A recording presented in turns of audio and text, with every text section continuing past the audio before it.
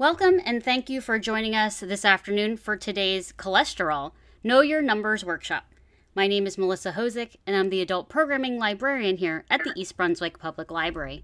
Today's program is brought to you by the Hackensack Meridian Health and the library's Just for the Health Fit initiative to promote community health and wellness. Our speaker today is Carol Schoenberger, the community outreach nurse at Hackensack Meridian Health. Please be aware that this talk is being recorded. Attendees are automatically muted and webcams are set to off. Hopefully within a week, the recording will be available for viewing at ebpl.org/YouTube. If you have any questions, please type them into the chat box. Our speaker will answer questions at the end of the talk. Please be aware that the speaker cannot provide medical advice to attendees during this program. And without further ado, I turn things over to Nurse Schoenberger.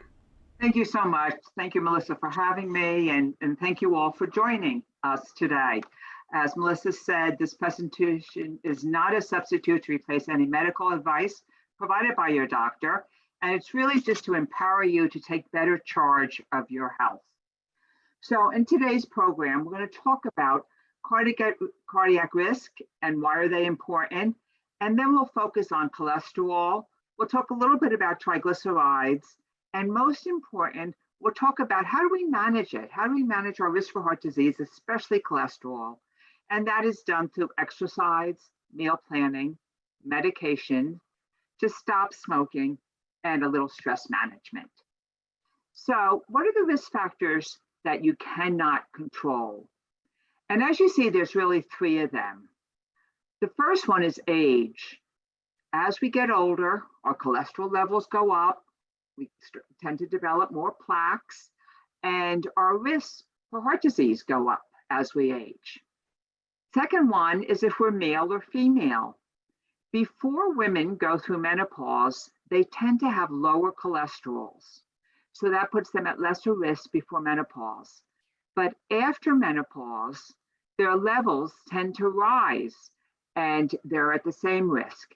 In fact, heart disease is the number one killer of both men and female, especially as we get older. And the last one is heredity. And this is really important to know your family history if you can. We know that high cholesterol runs in families.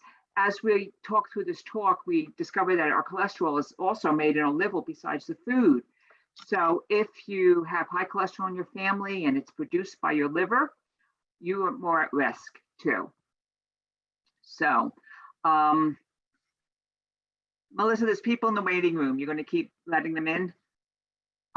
There are some risk factors that we can control. And this is really important because this is the one takeaway message I want you to have today is what risk factors can we control? We just got done saying there's three that we can't. We can't change our age, we can't change if we're male or female, and we can't change if we have a family history. But there's a lot that we can control. And that is, first of all, look at our meal planning. What do we eat? Are we overweight? Are we a good weight? Do we exercise? How much alcohol do we consume? Smoking, huge risk factor for heart disease. High blood pressure, diabetes, and cholesterol.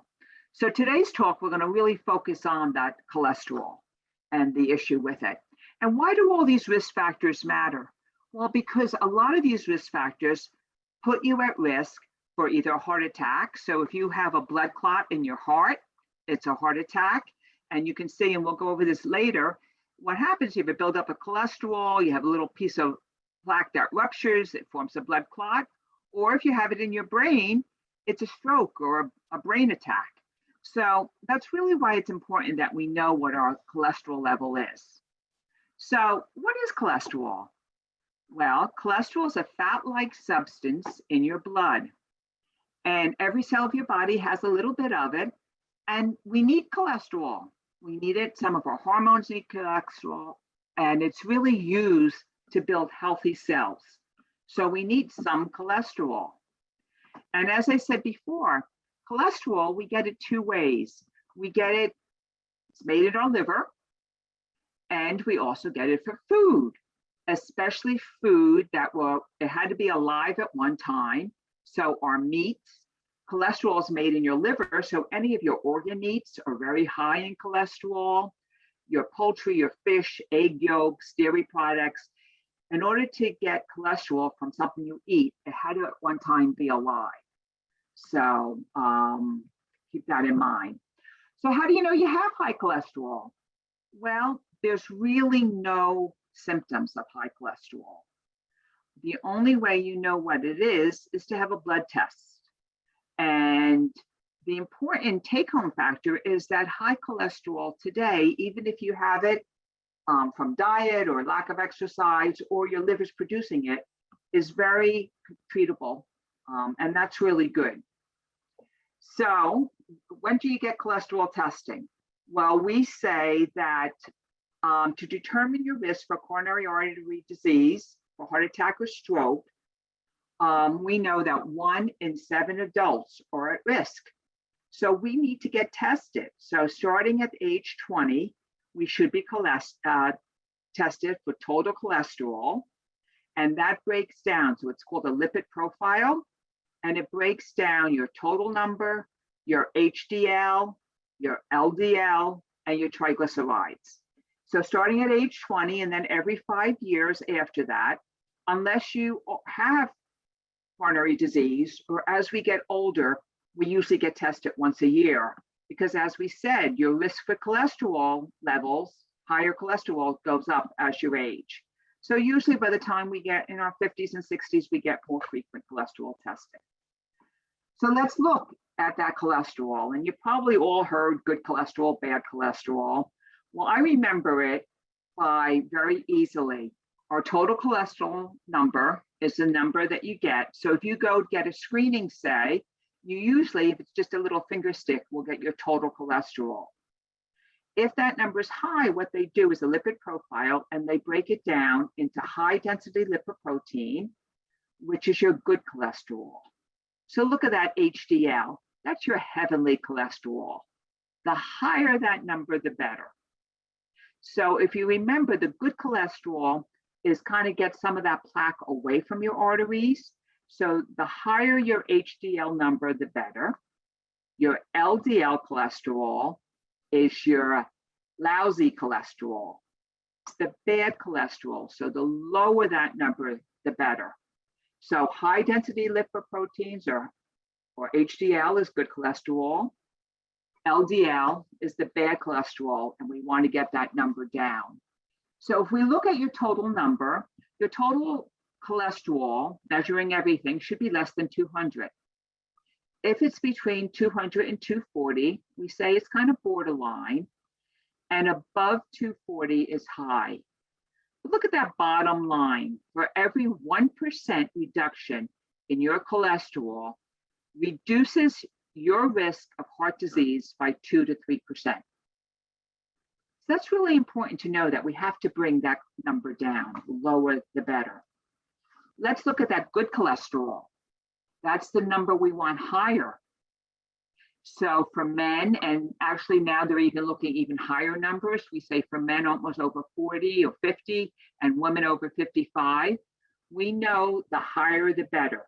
So if you have a good cholesterol of 60 or higher, it's really protects you from coronary artery disease. If we look at the quote at the bottom, for every 1 mg increase, for every number higher in your HDL cholesterol, it lowers the risk of heart disease from 2 to 5%. So that HDL cholesterol is really an important number, and we want to keep that as high as possible. The bad cholesterol, we want that as low as possible. So we would like that number to be under 100. Anywhere above 100 to 130 is elevated, borderline high, you can see, and above 190 is very high. And why is this important? Because if you look at my little artery here, and if you think of your artery as a garden hose, and if you can see in this first round circle here, the first picture, it's nice. The walls are nice and smooth. The blood just nicely runs through it. And then look at that second picture. See that little tear in the artery wall and that little bit of yellow there? That's a buildup of plaque. That's your bad cholesterol invading your artery wall. And then what happens is you get more plaque buildup and more fat. And fat grows around the plaque, and the plaque builds up, and that nice big opening becomes really tiny. And then all of a sudden, a piece of that plaque might break off and forms a blood clot.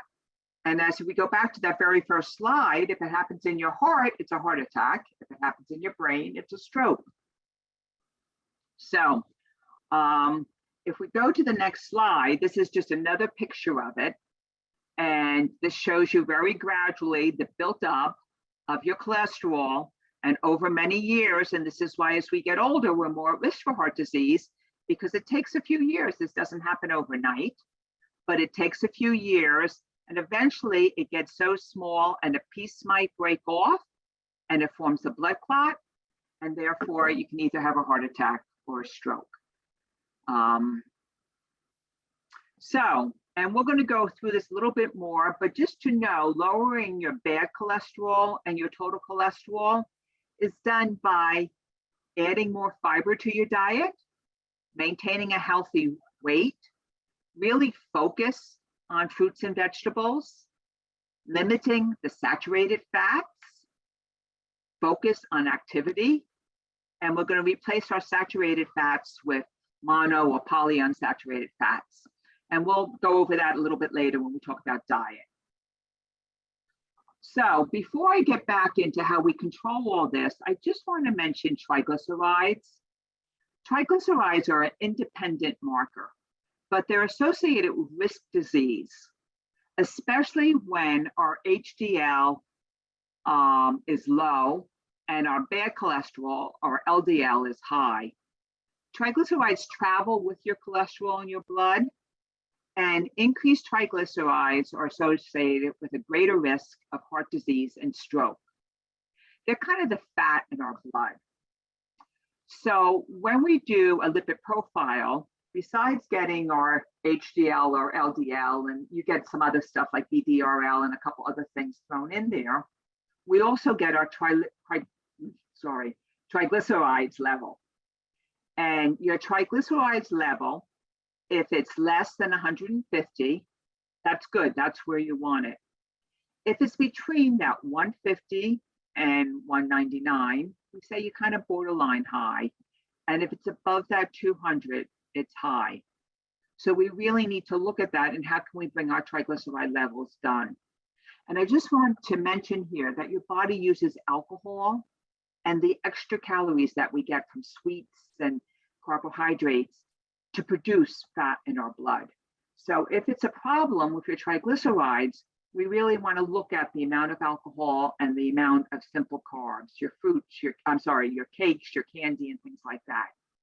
The other thing I will mention here too is if you're going for a lipid profile, you should not have alcohol 24 hours before, because we know that alcohol can raise your triglycerides. So maybe you want to skip the drink the night before you're going to have a lipid, if you do drink, a lipid profile done. Okay, so how do we lower our triglycerides if that's a problem?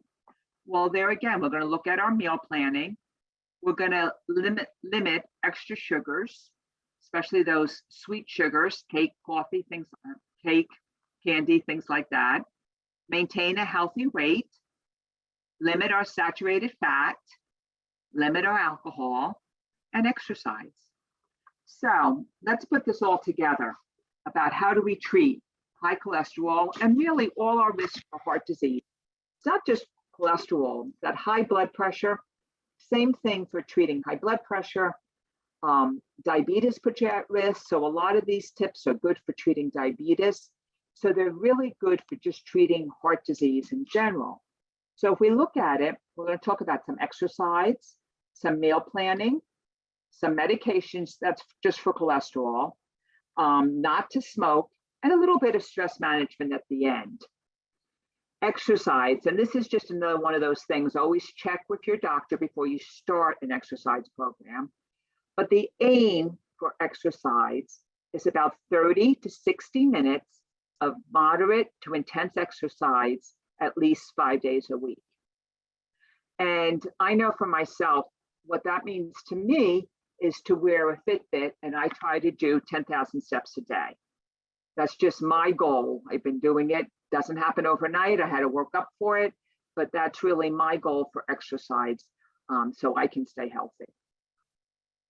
So many of us in this cold winter weather and over the pandemic have really kind of just got really comfortable on our couch. So it's time now to get out, and I know it's beautiful out today, to get out there and exercise a little bit. I always say start gradually. Try starting just at 10 or 15 minutes and increase it as you can. Do something you really like. You're not going to keep up exercise if you don't like it. So, and have it become a habit. So take a brisk walk, go for a bike ride, find something fun. Sometimes even finding someone to do it with you. So the days that you feel like being that couch potato, you get a phone call saying, hey, it's beautiful out this afternoon. You want to go for a walk?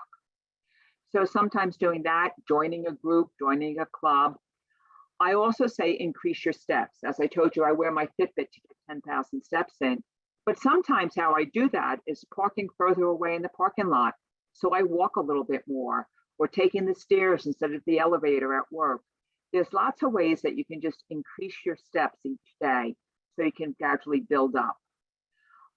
We really want you to get up to that 30 minutes a day, but that could be broken up. You can do 3 10-minute walks if you want, or 2 15-minute walks. Sometimes when I used to be in the office after lunch, I would go for a 15-minute walk before I started my afternoon. So you still get the same benefits if you break it up. But when it comes to exercise, you really have to find something that you enjoy doing and try to make it a habit.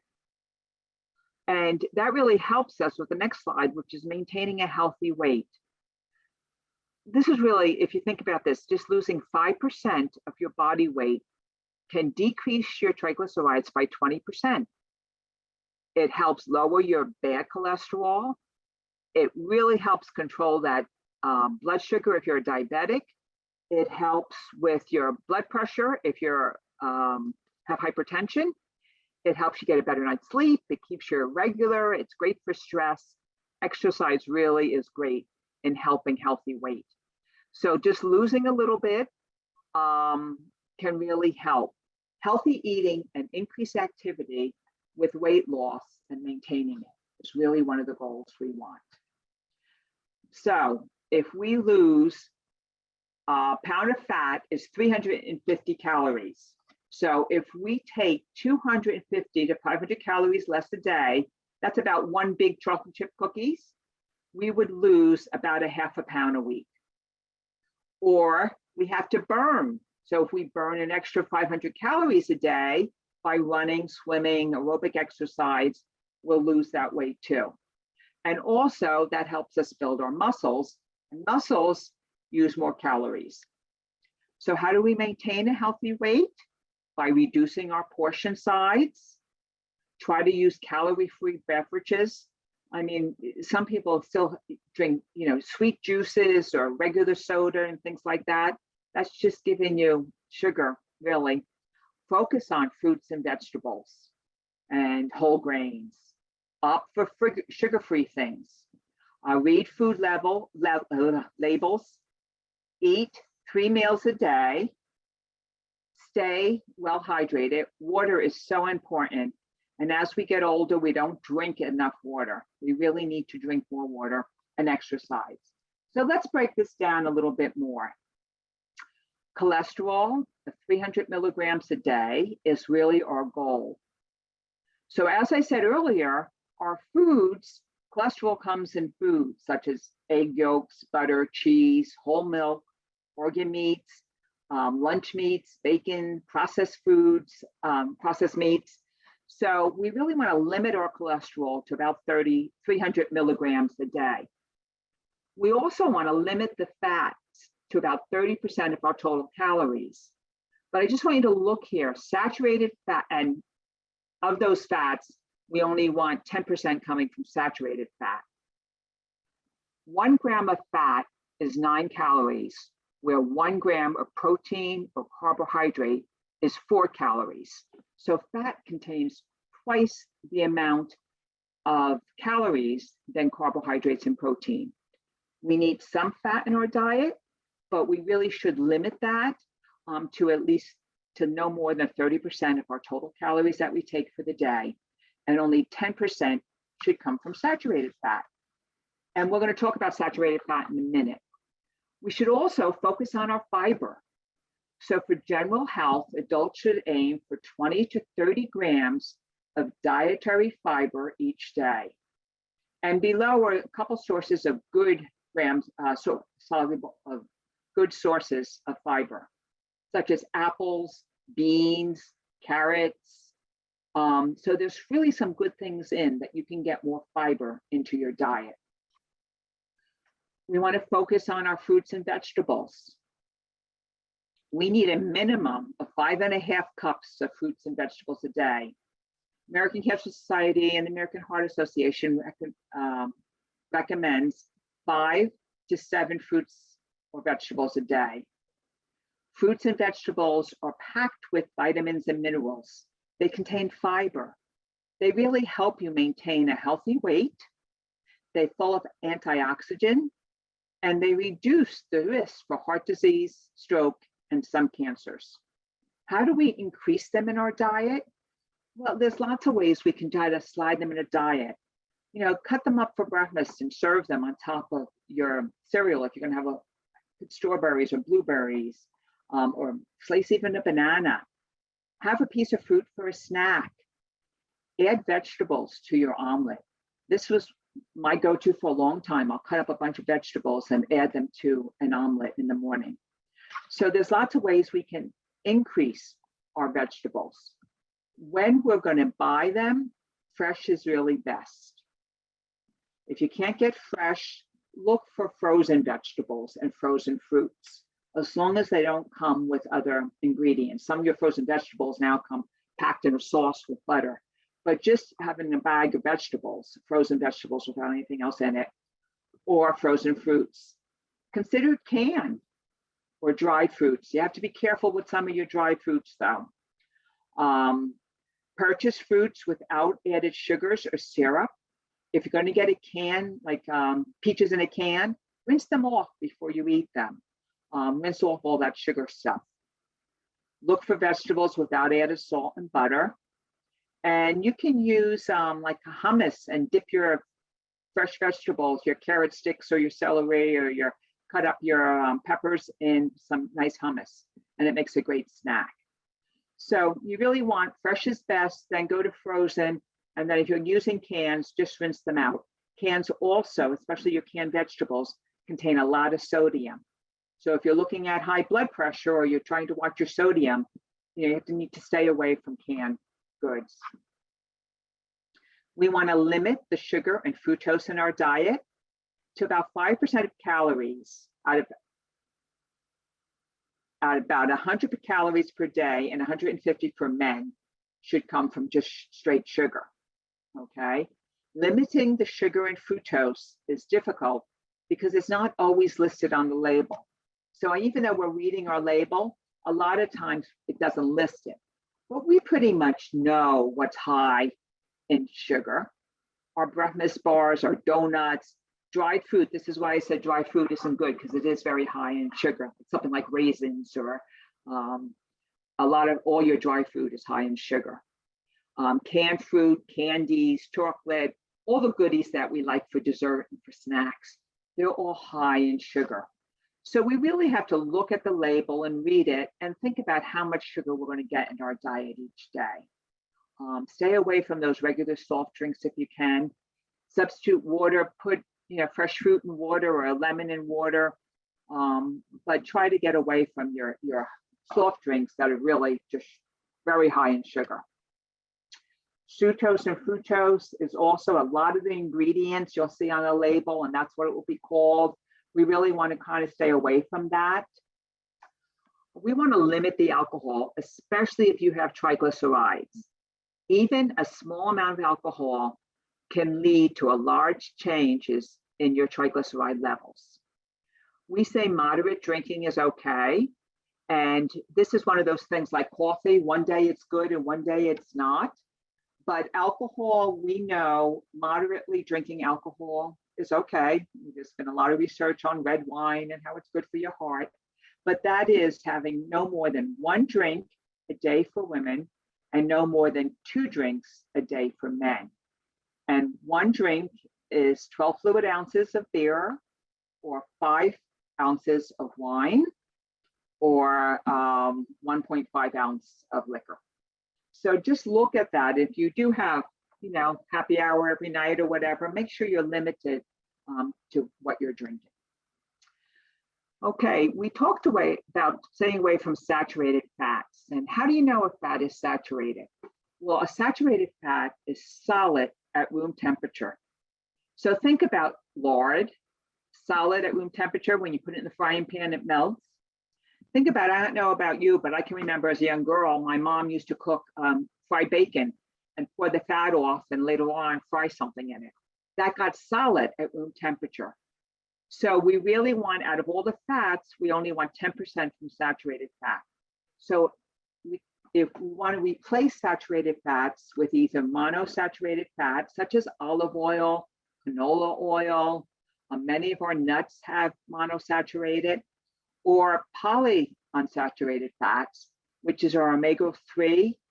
Fish is a really good source. Salmon is a great source from it. Walnuts. I see shrimp here. Some of you might know that shrimp contains some cholesterol, but 30 shrimp contains the same cholesterol in 1 egg. So I don't know about you, but I take 30 shrimp over an egg any day. But it is a good source of polyunsaturated fat. You can talk to your doctor about omega-3 fatty acid supplement. Some people that have high triglycerides use this. So that might be a discussion you have with your physician. There again, we want to limit that saturated and trans fat. And a lot of times it's hidden on labels called hydrogenated oils. Just look for that. And if that's like one of the ingredients, it's not really healthy. If you get donuts, it's going to be listed on the package. So kind of just be aware of it when you're looking at your packages. We really like you to start choosing some low fat or some skim dietary products. If you're going to have meat, remove the skin from it. If you're going to have chicken, or trim the fat. If you're going to have a pork chop, cut off the fat from it. We'd like you to start to bake more and boil more food, avoiding fried foods. A lot of times fats are hidden in our salad dressings and in our gravy, and we know they are in processed foods. So we really want to limit the processed food. We want to replace solid fats with liquid. I use the cooking spray a lot when I'm going to cook something. So just in summarizing tips for meal planning. We want to bake, boil, roast instead of frying things. I know I was talking to my sister yesterday, and she just got an air fryer, and she said, oh, she loves it. So, it's really good. That's a very healthy choice. So if you like things that are fried, try an air fryer. Remove all visible fats. Add spices instead of salt. Really, you have to stay away from sodium, especially if you have high blood pressure. So we can add fresh herbs instead of rich sauces to a lot of our cooking. Serve more fish. We really should try to eat fish 2 nights a week, if possible, 2 to 3 nights a week. There again, use skim milk. If you're using whole milk, maybe you can't just go right down to skim, but maybe you can go to 2% and 1%, and eventually get back over to skim milk. Cook with low-fat cheeses. I always say this is a trial and error, because some low-fat cheese cook up really good. If you make a grilled cheese with it, it melts, and some are like eating on cellophane. So you have to try to find things that you like that are good for you. Substitute low-fat yogurt or cottage cheese for sour cream. Choose fresh fruits for dessert. We talked about how good fruits and vegetables are for us. Use egg beaters, butter spray, or cooking spray. I just want to mention the good old egg these days. for a while, when I first doing cholesterol talks, we used to say, stay away from eggs, they're full of cholesterol. And now they kind of got back in the picture a little bit because they're also full of protein. So there again, everything in moderation. So if you have an egg a couple times a week, that's fine. You just don't want to go out every day and have, bacon, 2 eggs, home fries, and toast with butter. That's not a healthy diet. But to have an occasional egg is kind of good for you, and it's full of protein. And it's really a great snack if you're trying to lose weight because it's full of protein. Okay, stop smoking. And being this is a cholesterol talk, I'll just mention that smoking raises your bad cholesterol and it lowers your good cholesterol. We also know that when you smoke, it narrows your blood pressure, that narrows your arteries and your vessels. So if you're going to constrict your vessels and you already have a buildup of plaque in there, it's going to make that little opening even smaller. The good news, and that's not even going about what it does to your lungs and other things. That's just focusing on what it does to your cholesterol. But the good news is if you stop smoking now, you can reverse some of the damage done by cigarette smoking. So we know smoking is very addicting. We know that it's more addicting today than what it was, 20 years ago or 30 years ago. But there are places out there to help you stop. I'm sure the library is a good source of information. The hospital, the American Lung Association, there's a lot of good help out there if you want to stop smoking. Alrighty, I'll talk a little bit about medication and how medication affects cholesterol. Usually when a doctor is going to put you on cholesterol medication, it's because your cholesterol level is high, and it's usually your LDL, your bad cholesterol level that's high, and your good cholesterol level is low. And there's various medications out there, and the doctor always looks at what are your risk factors. He takes in consideration your age, your current health, and also side effects, because all medications have some side effects. Primary today, the go-to medication is your statins. And I listed them here, but that's usually anyone with high cholesterol today is usually started on a statin because we know it works really good of lowering that bad cholesterol, and it helps with raising the good cholesterol. There are some other things. There's some combinations with statin and some other Zetia and some other medications. But I would say today, 90% of people are on statins if they have high cholesterol. There's a new medication on it that if you can't take cholesterol, and these are people that maybe have had a heart attack and are having issues, they can't get that bad cholesterol down enough. They're called CPSK9 inhibitors, and Repather is one of them. And it really lowers that bad cholesterol. It helps your liver clear cholesterol from your bloodstream. It's an injection. It's injected into your belly, just sub-Q, twice a month. And it works with statin drugs. You can be on it without statin drugs.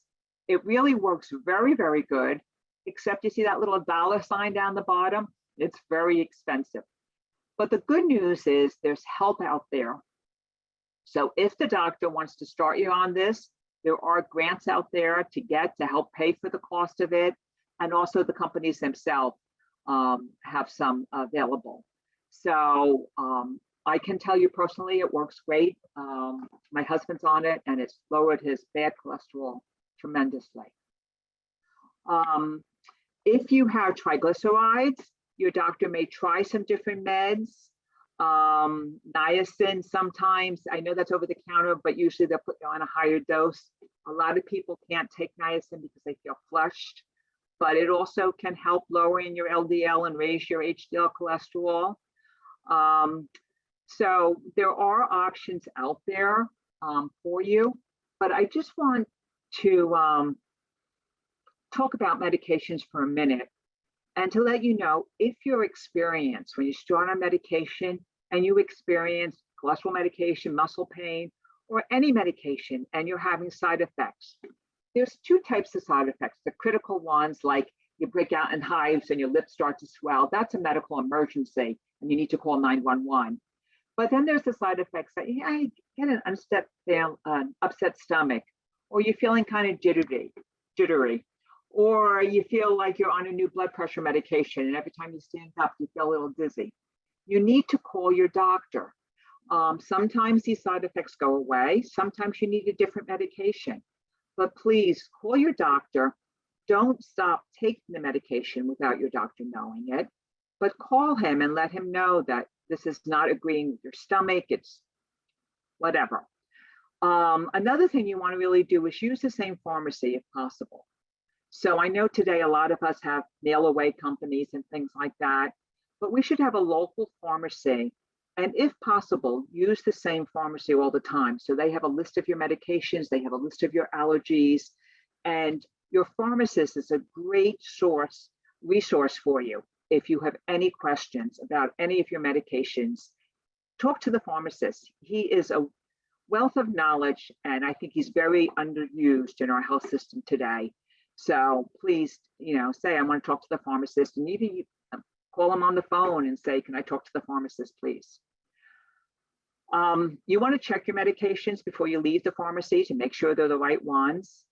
And most important, you need to have a list of all your medications, especially the over-the-counter medications on you. You can put it in your iPhone or have it on a piece of paper in your wallet. I always say bring the list, and all your doctors should have it. So cardiologist, your family doctor, your podiatrist, your dentist, all of them should know what medications you're on. And last thing, when you're taking medication, you should take it with a glass of water, not just a little sip. Most medication should be taken with a glass of water and not just a little bit. Okay, last I'm going to talk about stress in your heart. We know that stress is not good for our hearts. When stress first happened, and we all have stress in our lives, and that's okay. And when it first happened, fight or flight was a good thing. It released the stress hormone, the cortisol, and it was good for us. So if we were going to pull out into traffic and a car is coming down the road, our heart starts to beat fast, we pull out faster so we don't get hit. It's good, it's that fight or flight. Originally, that was really good. But what happens over a period of time when we're constantly under stress, overexposure to all this stress leads to many health problems, not just heart disease, it leads to high blood pressure. Sometimes people get headaches, stomach aches, back aches. Stress can lead to a whole bunch of things. So I just want to talk about a little bit of stress management. We can't all live in a bubble, and we know that doesn't work during the pandemic. Many of us tried that and it was miserable. So we need to be around people. We need to have some stress in our life. But I always say stress takes energy out of our bodies. So stress management, the first thing we need to do is refill your energy bank. So part of stress management is how can we get that energy that stress takes out? One of the first things is learning just to take deep breaths, breathing in through your nose and then slowly pursing your lips and blowing out. That stops that cycle above. That stops that fight or flight cycle that we had. So just by taking a few deep breaths, it replenishes the energy bank. I always say, smell the roses and then blow out the birthday candles. And just doing those deep breaths really help. Laughter is a great stress breaker. So if you have somebody to laugh with or watch something funny on TV, or even have some good joke books around. And when you're having a bad day, pick it up. So I love the Reader's Digest because they always have a couple pages of laughter things in it. It's just really good to have some laughter and to be with people that are upbeat and make you laugh. Daydream. You're having a really bad day. Take 5 minutes out, close your eyes, pretend you're on a beautiful island, someone's there with your drink and a nice warm towel, and just take a daydream. You're going on vacation someplace. Where would you like to go? What would you like to do? You win $1 million. What would you do with it? Take some time and daydream. Tell a walk. That should be take a walk. Another good thing to do is just go for a brisk walk. Go outside, take a nice brisk walk. do something, walk around the house, just get out of the house sometimes. And always good for replenishing energy is to call a friend. But you have to call someone that's upbeat there again. You don't want to call someone and hear, oh, miserable out again today. No, you want someone to say, ah, the sun's out, isn't that great? So someone that's upbeat and someone that you can talk to. So before I end, and this is a really important part, is I want to talk a little bit about heart attacks and the symptoms of heart attacks and what you need to do if you're having a heart attack. So what are some symptoms of heart attacks? And I'm going to list them here. Chest pain, stabbing pain. It can go right through your back, or it can be even in the back. Pain that radiates from the middle of your chest out into your arms, up into your shoulder, up into your jaw, down your arms. Some people get really indigestion. They feel like they're going to throw up and they have real bad indigestion. Shortness of breath. They can't catch their breath. They feel like an elephant's on their chest and they just can't catch their breath. They break out in a sweat for no apparent reason. We call it diaphoretic. Their skin is clammy to touch it and almost wet. They get a panic or doom, something bad's going to happen. I'm just going to mention about a third of women experience atypical symptoms. Some women don't get that crushing chest pain, and sometimes even men, but they get more severe indigestion. They just feel like something's not right. They can get really dizzy and weak. They get a burning of the center of their chest, and they get really fatigued. They just feel like something's happening. I don't have any energy at all. And that happens about 1/3 of the women. So what do you do if you think you're having a heart attack? Well, I hope all of you are out there saying, call 911, because that's what we want you to do. If you're with someone or you're having a heart attack, please call 911. I will share a very personal experience beginning of December. My husband laying in bed, all of a sudden he got excruciating chest pain, got diaphoretic, his pain was down his arms. I called 911. I have to tell you, they came, they took him to the hospital. Just as he got to the hospital, he coded. They was able to do CPR, they defibrillated him, he's doing fine now. But it was that quick calling 911 that saved his life. I am so thankful for that. The other thing you need to do is take an uncoated aspirin. As I was on the phone with 911, that's what they said, give him an aspirin. I knew that. But I had coated aspirin. You didn't think to have uncoated aspirin. It needs to be an uncoated aspirin. If you can chew it, so much the better. Otherwise, just break it up. But aspirins are cheap. Have a bottle of aspirin in your bedside stand. So if you're with someone having a heart attack. So the two things you're going to do, you're going to call 911, give them an uncoated aspirin. It's really important.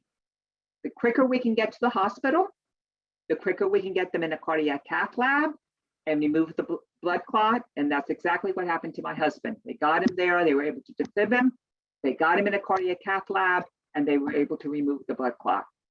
So that first hour is so important. So please don't wait.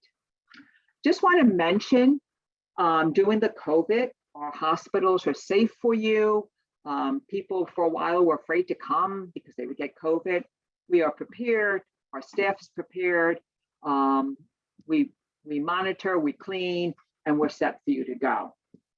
So with that, I'm just going to end with one thought for today, and that is, what can you do today to take better care of your heart? I hope there was something that you picked up in the last 40 minutes or so, that you can make one small change and do something that's good for your heart today and every day. And now I think I'll turn it back to Melissa and see if she has any questions for me in the chat room. If you have any questions, please type them into the chat box. As a reminder, our speaker cannot provide medical advice to attendees. We actually have one question already, Carol. Okay. Does taking up pravastatin have any side effects? It can. certainly have side effects. And that's why I said to, if you're having muscle pain, if you have things like that, you really need to talk to your doctor about it. Some people cannot tolerate statins, and that's why there's other things. Many people can though, but sometimes I'll put you on a different dose. There's a different statin they can change you to. Sometimes they'll say take it every other night. So it's something you need to discuss with your doctor. So we're going to give a little bit more time in case there's other questions. This program is being recorded. I hope to get it up within the next week at ebpl.org/YouTube. If you registered for this program, we will be sending you the direct link to the video. So we're going to wait a little bit more time. Thank you so much, Carol, for all this information. Oh, great presentation. Here, we got another question. Thank you for your ACE presentation. When cholesterol numbers are high and still genetic predisposition and diet is monitored, is there anything else that should be taken under consideration? I'm sorry, say that the cholesterol numbers are high. Yeah, their numbers are high and there's a genetic predisposition and diet is being monitored. Is there anything else that they can do to reduce exercise? Cholesterol? We remember the things I talked about during the talk. Exercise is real important. That really does help lower those numbers. So if you can exercise, start slowly, build up. Look at your cholesterol in your diet, your fats in your diet. So monitor that. And then, if lifestyle doesn't change, then you need to talk to your doctor about getting on statin. But there are some really good lifestyle things that most people will try first. This is another question. What does years of eating bacon daily do to your health? Well, it depends if you have high cholesterol or not. Baking is one of those things that are high in saturated fats. They're processed foods. So it's not high on your list if you're having, high cholesterol, but it's not too late to cut it out. As you know, my husband has a history of cardiac disease. We switched from bacon a long time ago and we eat turkey bacon. Is it as good as real bacon? No, but we might have that as a treat, maybe once a year or so. But, you just have to look for substitutes. And eating eggs and bacon every morning for breakfast is probably not one of the best things. Okay, I think we are at the end of the presentation. Again, Carol, thank you so much. And thank you all for tuning in. Yeah, take care and stay safe. Bye-bye.